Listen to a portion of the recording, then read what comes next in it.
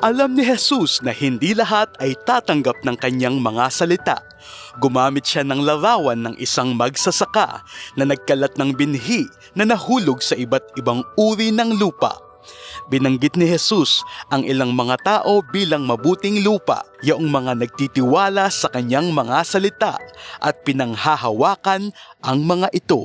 Ngunit para sa ibang tao, sila ay sabatuhan, ang mga salita ay hindi nag-ugat. Sabi ng iba, maganda yan, ngunit sa sandaling naharap sila sa pang-uusig, sa pagsasabing sila ay Kristiyano, nahihiya na sila. At ang iba ay mas inuuna ang pera at ibang bagay kaysa sa salita ni Jesus na magbabago sa kanila.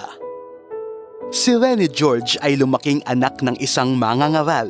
Alam niya na may mabuting balita, ngunit inakala niya na mawawalan siya pag sumunod siya kay Jesus, kaya hindi siya interesado. Ang pangalan ko ay Rene George. Ipinanganak at lumaki sa isang Kristiyanong pamilyang misyonaryo. Isa sa 8 anak at black sheep ng pamilya. Kala ko alam ko na ang lahat tungkol kay Kristo at sa Kristyanismo. Walang makakapagturo sa akin ng anuman tungkol kay Kristo. Alam ko ang lahat tungkol dito, kaya hindi ako interesado.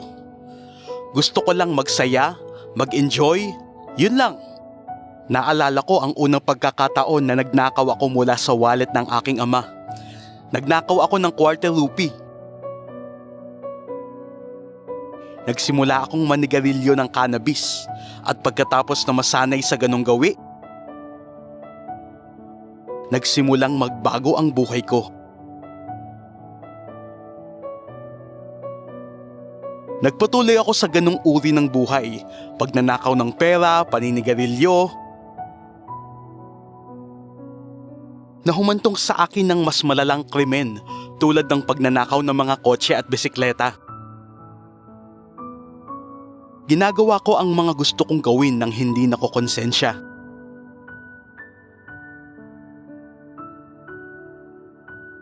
Kailangan ko ng maraming pera sa bisyo ko.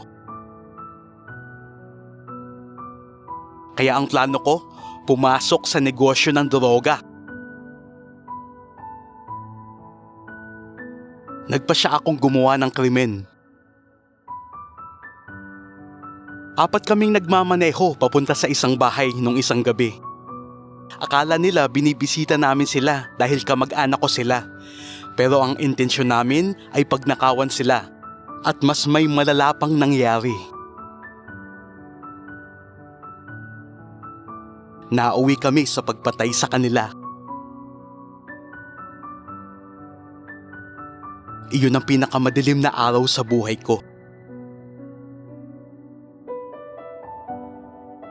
Noong araw na inaresto ako, alam kong tapos na ang lahat.